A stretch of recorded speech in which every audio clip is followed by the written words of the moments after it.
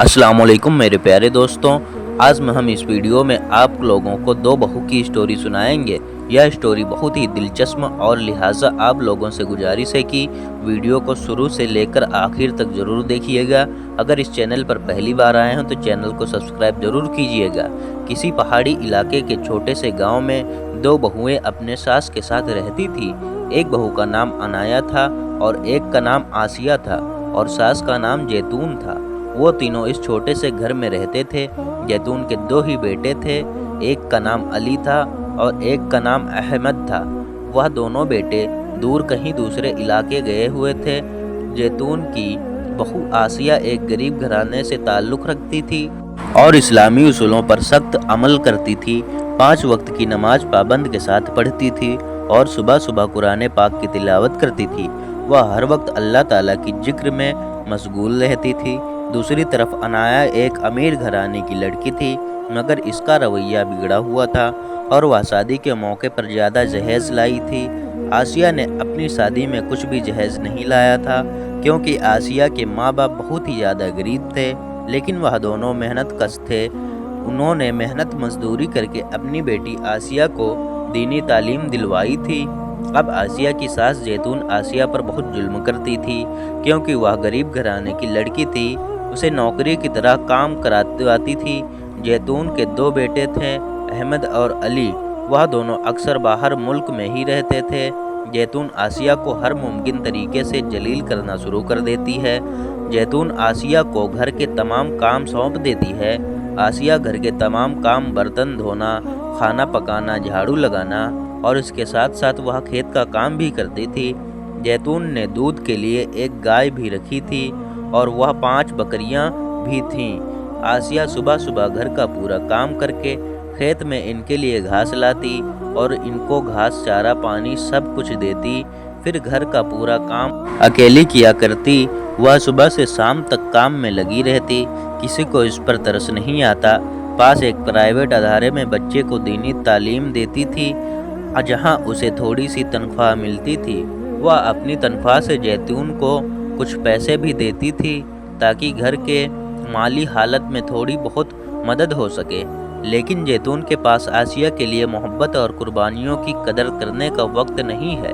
लेकिन इसके दिमाग में सिर्फ पैसों का लालच भरा हुआ था कि अनाया के पैसे और अहमद की तनख्वाह ही उसके लिए अहम थी। इसीलिए वह आसिया को अहमियत नहीं देती थी। उससे सारा दिन नौकरों की तरह काम करवाती थी। आसिया अपनी मेहनत के बावजूद जैतून की सख्तियों और घरों के कामों में उलझी हुई थी। इसका शौहर अली, जो कि बाहर मुल्क में मेहनत करता था, एक मामूली मजदूर है और अपनी कमाई से ही घर का खर्चा चलाता है। अली की गैर मौजूदगी में आसिया को मज़ीद मुश्किलात का सामना करना पड़ता है। एक दिन जब अली घर वापस आता है, जैतून ने आसिया पर तनकीद करना शुरू कर दी। इसने अली से कहा, आसिया घर का कोई काम नहीं करती है या कुछ नहीं करती। इसका काम सिर्फ घर के कामों में ही वक्त गुजरता है और बाकी बाहर खेतों का काम मैं खुद करती हूँ। मैं सुबह से शाम तक खेतों में लगी रहती हूँ। बहुत दफ़ा मुझे खेतों में धूप की वजह से चक्कर आ गया और मैं ज़मीन पर गिर पड़ी। जैतून झूठ बोलकर अपने बेटे एक अली को आसिया के खिलाफ भड़काना चाहती थी। जैतून ने आसिया की मेहनत और इसकी कुर्बानियों को नज़रअंदाज कर दिया और सिर्फ इसकी मदद न करने की बात की। अली की माँ की इन झूठी बातों पर शक होने लगा। अली मन ही मन में सोचने लगा कि आसिया तो मुझे कहती थी कि मैं खेत का काम, सब काम अकेली करती हूँ। अब उसके मन में शक पैदा हो गया कि आसिया झूठ बोल रही है या मेरी माँ झूठ बोल रही है। अली ने यह फैसला किया कि मैं कुछ दिनों के लिए इसी गांव में काम करूंगा। उसने सोचा कि इसी बहाने मैं सच का पता भी लगा सकता हूँ। उसने अपनी माँ जैतून से कहा, माँ मैं कुछ दिनों के लिए इसी गांव में काम करूंगा। ज़ैनब अपने बेटे अली से कहने लगी, बेटा नहीं, जहाँ आप पहले काम करते थे वहाँ आपकी अच्छी कमाई हो जाती है। बाद में वह लोग आपको वहाँ से निकाल देंगे, इसीलिए आपको वहाँ जाना ज़रूरी है। ज़ैनब अली को किसी न किसी बहाने घर से दूर भेजना चाहती थी, ताकि फिर से वह ज़ैनब से सब काम करवा सके। زینب علی کے سامنے آسیہ سے بہت اچھا سلوک کرتی اور اس سے نرمی سے پیش آتی اور گھر کے کاموں میں بھی ان کا ہاتھ بٹا دی۔ اس لیے زینب علی کو گھر سے دور بھیجنا چاہتی تھی تاکہ پھر سے وہ آسیہ سے سب کام کروا سکے، لیکن علی نے اپنی ماں زیتون کی بات نہیں مانی۔ وہ کہنے لگا، ماں، ہمارے باس نے ہمیں 10 دن کی چھٹی دی ہے، اس لیے 10 دن تک میں اسی گاؤں میں کام کروں گا۔ علی روزانہ صبح کام پہ جاتا اور شام کو گھر واپس آتا۔ وہ اپنی بیوی اور ماں پر بھی نظر رکھتا تھا، لیکن زیتون کو یہ پتہ نہیں تھا کہ علی ہم پر نظر رکھ رہا ہے۔ جب علی صبح گھر کے کام سے پر نکلتا، تب آسیہ بھی وہاں نزدیک ہی ایک ادارے میں بچوں کو قرآن پڑھانے جایا کرتی تھی، لیکن وہ 1 گھنٹے میں واپس آتی تھی۔ واپس آ کر زیتون اس کو پورا گھر کا کام اور کھیت کا کام سونپ دیتی تھی۔ وہ صبح سے شام تک کام میں لگی رہتی تھی اور بہت زیادہ تھک جاتی تھی، اور دن کو کبھی بھی اس کو آرام کرنے کا ٹائم نہیں ملتا تھا۔ یہ سب علی دیکھ رہا ہوتا تھا کہ کون کھیتوں کا کام کر رہا ہے اور کون گھر کا کام کر رہا ہے۔ جب شام کو علی گھر واپس آتا تھا، اس کی ماں زیتون کہتی تھی، بیٹا، میں کھیت میں کام کر کے بہت تھک گئی ہوں۔ وہ علی کو جھوٹ پر جھوٹ بولتی جا رہی تھی، لیکن جب علی کو سب حقیقت کا پتہ چل چکا تھا، آسیہ کو اپنے ساس زیتون کی باتیں بہت متاثر کرتی، لیکن وہ سب برداشت کر جاتی۔ وہ اپنے شوہر علی کو کبھی کچھ نہ کہتی، کیونکہ اللہ پاک نے اسے صبر اور ایمان سے نوازا تھا۔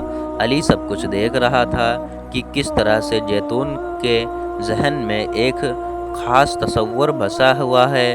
عنایا جو کہ ایک امیر گھرانے سے ہے اور شادی میں قیمتی جہیز لائی تھی۔ عنایا بھی پرائیویٹ اسکول میں جاب کرتی ہے اور اپنے پیسوں کا کچھ حصہ زیتون کو دے دیتی ہے، جس کی وجہ سے زیتون اس کی تعریف کرتی ہے۔ اس کے برخاست آسیہ کو، جو کہ غریب گھرانے سے آئی ہے اور وہ بیچاری گھر کے کاموں میں مصروف رہتی ہے، تو آسیہ کے بارے میں منفی باتیں کرتی ہیں۔ وہ گاؤں کی عورتوں کی طرف یہی کہتی ہیں کہ آسیہ کچھ بھی کام نہیں کرتی ہے، گھر کے سب کام میں اور عنایا کرتی ہے۔ علی کو ماں کے باتیں سن کر بہت تحزن ہوا کہ اس کو آخر برداشت نہ آیا۔ اس نے ایک دن ماں سے کہا، ماں، میں اتنے دنوں سے دیکھ رہا ہوں کہ آسیہ گھر کے تمام کام کر رہی ہے، اس کے باوجود بھی آپ لوگوں کی عورتوں کی طرف کہتے ہو کہ آسیہ کچھ بھی کام نہیں کرتی اور میں عنایا ہی سب کام کرتی ہے۔ ماں، مجھے بس سب سمجھ آ گیا کہ آپ عنایا سے اتنی محبت کیوں کرتی ہو اور آسیہ کے ساتھ ایسا سلوک کیوں کرتی تھی۔ آپ نے عنایا کو اسی لیے پسند کیا کیونکہ وہ ایک امیر باپ کی بیٹی ہے اور اس کے پاس دولت ہے۔ اس کے برعکس آسیہ ایک غریب باپ کی بیٹی تھی۔ آپ نے پیسوں اور دولت کو سب کچھ سمجھ لیا، لیکن ماں، پیسے ہی سب کچھ نہیں ہوتے۔ علی نے مزید کہا، دنیا میں پیسے، گاڑی، بنگلہ اور عزت سب کچھ آ جاتی ہے، ماں، یہ سب کچھ یہاں ہی رہ جائے گا، اور آپ نے جو پیسے اور عزت اہمیت دی وہ یہاں سے ماضی چیزیں، آخرت میں یہ سب کچھ ہمارے ساتھ نہیں جاتا ہے۔ علی نے زیتون کو مخاطب کرتے ہوئے کہا، ماں، افسوس ہے، مجھے یقیناً ہی نہیں تھا کہ آپ پیسوں کے لالچ میں اتنے بدل جاؤ گے۔ آپ آسیہ اور عنایا میں فرق کرنے لگو گے۔ یہ فرق پیسے کی بنیاد پر بنایا، لیکن ماں، آپ نے اور غریبی صرف دنیاوی چیزیں ہیں اور آپ نے انہیں اپنی زندگی میں اہم حصہ بنا لیا۔ علی نے مزید سے کہا، یہ فرق جو آپ نے بتایا وہ بہت نقصان دائق ہے۔ اگر آپ غریبوں کے ساتھ سلوک کرو گے تو آپ آخرت میں کیا جواب دیں گے؟ اللہ کے نزدیک سب انسان برابر ہیں اور ہمیں چاہیے کہ ہم سب کو یہاں احترام دیں۔ افسوس ہے ماں، آپ نے پیسوں کی اہمیت کو اتنا زیادہ سمجھا کہ آپ نے انسانیت کی قدر کرنا بھول گئیں۔ لیکن یاد رکھیے ماں، اللہ نے نزدیک انسانیت، محبت اور احترام کی اصل اہمیت کیا ہے آپ یہ نہیں جانتے ہیں۔ آپ اپنے دل میں تبدیلیاں لائیں اور سب لوگوں کے ساتھ برابری کے اصول پر عمل کریں۔ علی نے اپنی ماں جیتون سے کہا، ماں میں نے سب کچھ اپنی آنکھوں سے دیکھا اور کانوں سے سنا ہے۔ آپ نے آسیہ کے ساتھ جو سلوک کیا ہے وہ بالکل غیر منصف نہ ہے۔ اس کی محنت اور قربانیوں کو سراہنے کے بجائے آپ نے اسے ذلیل کیا ہے۔ علی کی باتیں سن کر جیتون کا چہرہ سرخ ہو گیا۔ علی نے اپنی ماں جیتون سے کہا، ماں اگر آپ آسیہ کو اسی طرح ذلیل کرتے رہو گے پھر آسیہ آپ کے ساتھ نہیں رہے گی، پھر ہم دونوں الگ رہیں گے۔ جیتون نے علی کی باتوں کو نظر انداز کرنے کی کوشش کی، لیکن علی کے عزم اور حوصلے کے سامنے اس کی مخالفت نہ کر سکی۔ جیتون نے علی کو کہا، اگر آپ الگ رہنا چاہتے ہیں تو یہاں کوئی جگہ نہیں ہے، جاؤ یہاں سے چلے جاؤ۔ علی اور آسیہ نے جیتون کے گھر کو چھوڑ دیا اور ایک نیا راستہ تلاش کیا۔ انہوں نے اپنی محنت اور عزم سے ایک نیا گھر بنایا اور اپنی زندگی کو بہتر بنایا۔ علی نے اپنی بیوی کے ساتھ محبت اور احترام کا برتاؤ برقرار رکھا اور آسیہ نے اپنے نئے گھر میں خوشی اور سکون پایا۔ جیتون کا شوہر بہت پہلے ایکسیڈنٹ کی وجہ سے وفات پا چکا تھا اور اب گھر میں صرف جیتون اور عنایہ موجود ہیں۔ جیتون کا دوسرا بیٹا احمد بھی دوسرے ملک میں نوکری کرتا ہے اور اپنے پیسوں کا کچھ حصہ گھر بھیجتا ہے۔ اب جیتون کو سب گھر کا کام سنبھالنا پڑتا ہے۔ جیتون عنایہ کو کہتی کہ آپ کھانا بنا دو، صفائی کر دو، تو وہ اس کی بات کو ٹال دیتی۔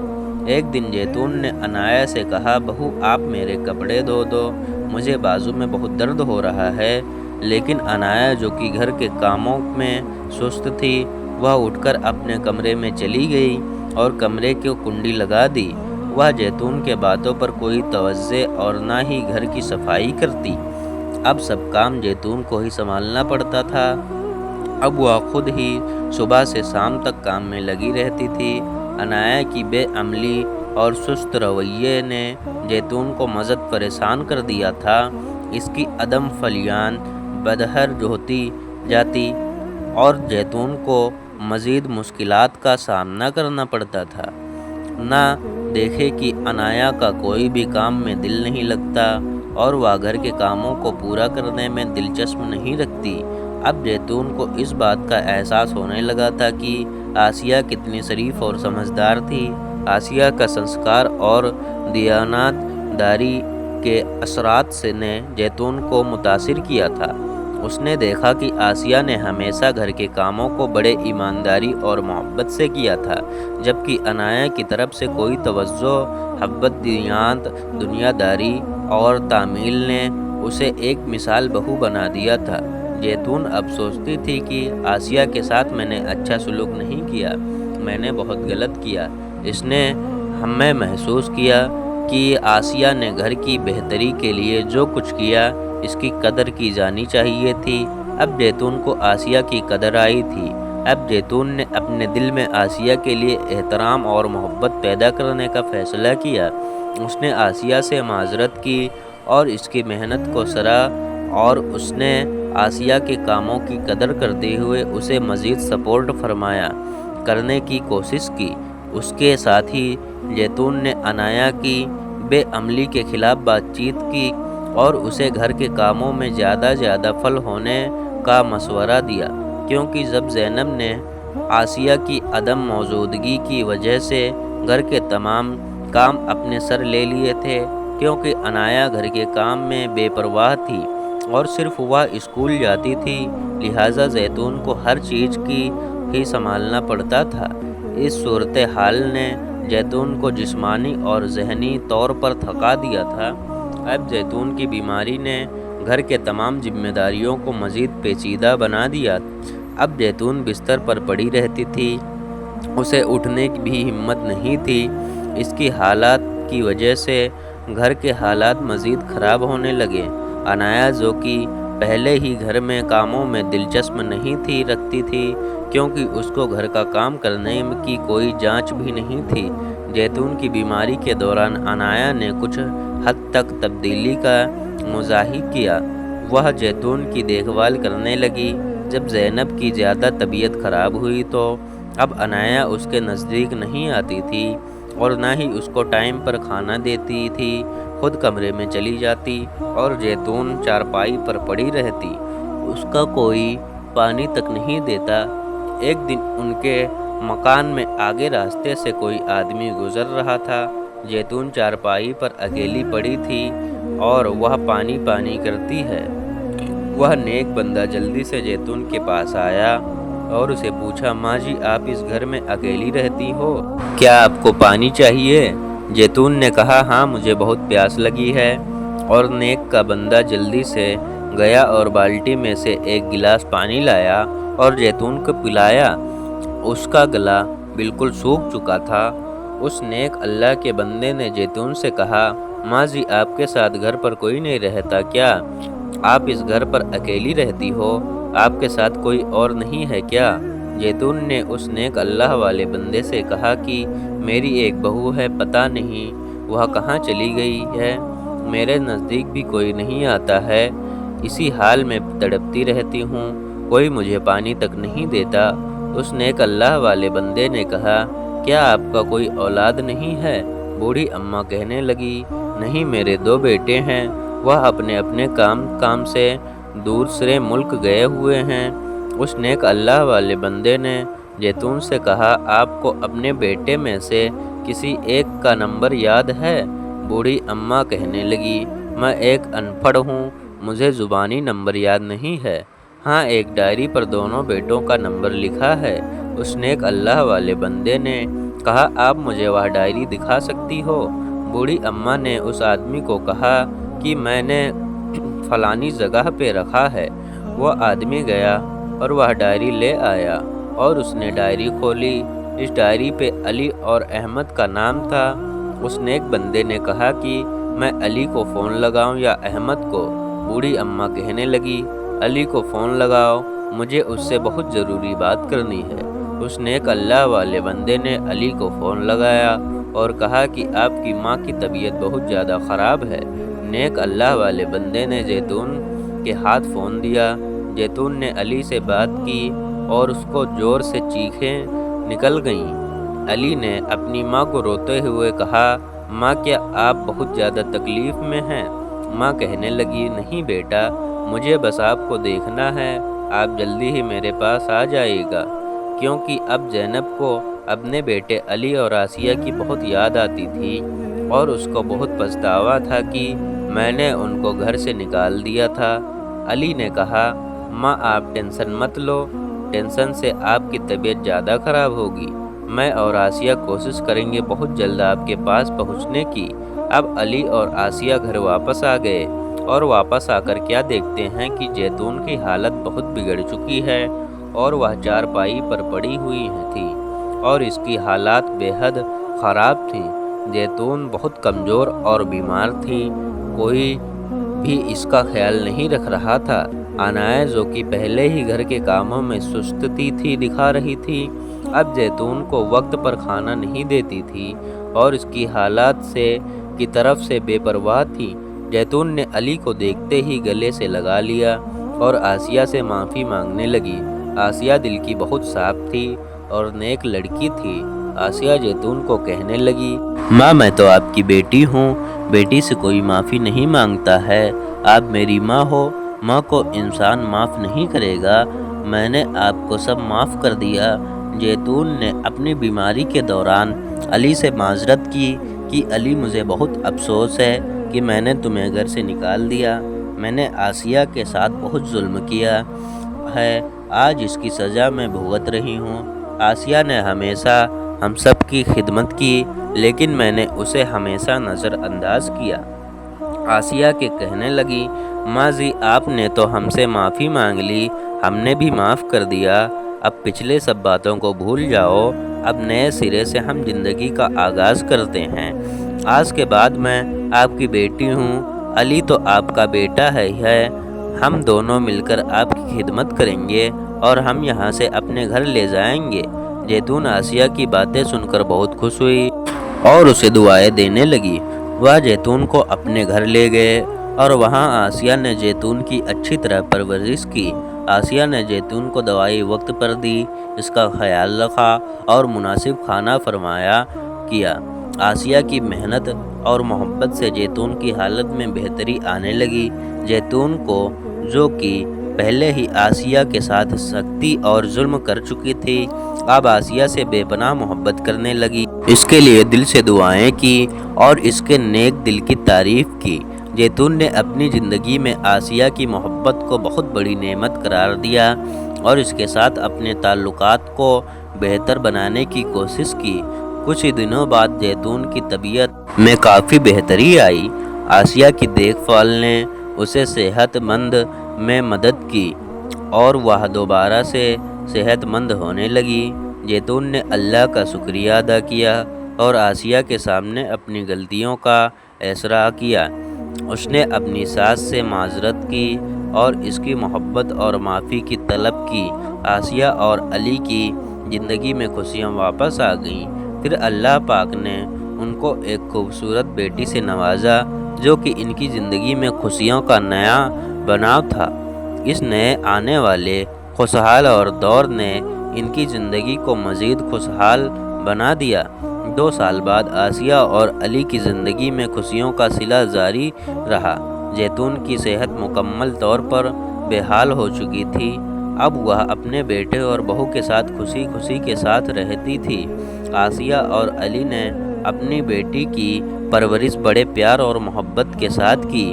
جب آسیہ اور علی کی بیٹی 2 سال کی ہو جاتی ہے، اس کے بعد اللہ پاک نے ان کی خوشیوں میں مزید اضافہ کیا اور انہیں ایک خوبصورت بیٹے سے نوازا۔ اس نئی خوشخبری سے آسیہ اور علی کی زندگی کو مکمل کر دیا اور ان کے خاندان کو خوشیوں سے بھر دیا۔ بیٹے کی پیدائش کے بعد آسیہ اور علی کا گھر خوشیوں سے بھر گیا۔ دونوں بچوں کی پرورش اور دیکھ بھال نے ان کی زندگی کو مزید خوبصورت بنا دیا۔ اب علی اور ساس کی زندگی میں خوشیاں، کامیاب اور سکون واپس آ گئے تھے۔ انہوں نے اپنے ماضی کی مشکلات کو پیچھے چھوڑا اور ایک خوبصورت خوشحال زندگی کی طرف قدم بڑھایا۔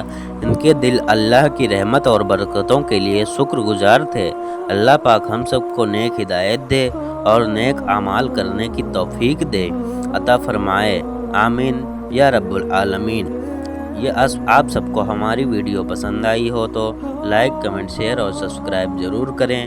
ملتے ہیں اگلے دن۔